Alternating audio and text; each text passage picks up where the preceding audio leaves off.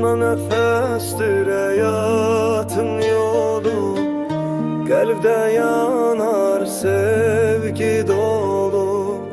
Seni itirsem ne kalar mende, boş bir dünya karanlık günde. Ana sen ışık hayatımın, sensiz boştur her anımın. Sözlerimde sönmez adın, sevginle dolu her canımın. Ana sen ışık hayatımın, sensiz boştur her anımın.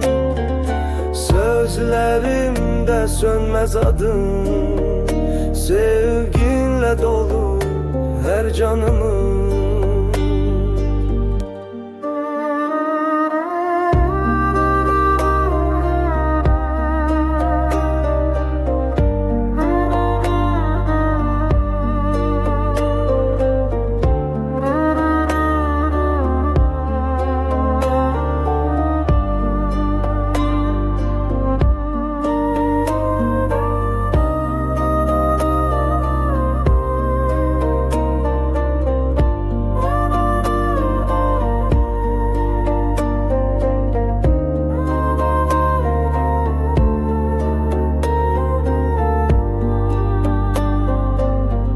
Sensiz evler taş divardır, sensiz günler derde sarıdır.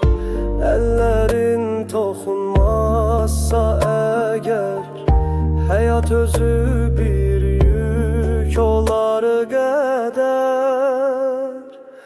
Ana sen ışık hayatımın, sensiz boştur her anımın. Sözlerimde sönmez adın, sevginle dolu her canımın. Gözlerin güler, ruhum dinceler, sözlerin susar, kalbim inceler.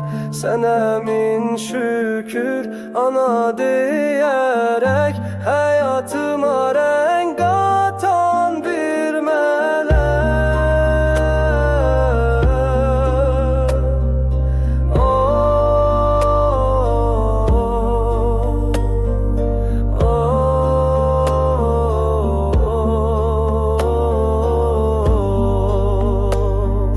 Ana sen ışık hayatımın,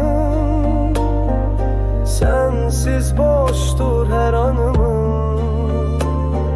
Sözlerimde sönmez adın, sevginle dolu her canımın. Sevginle dolu her canımın.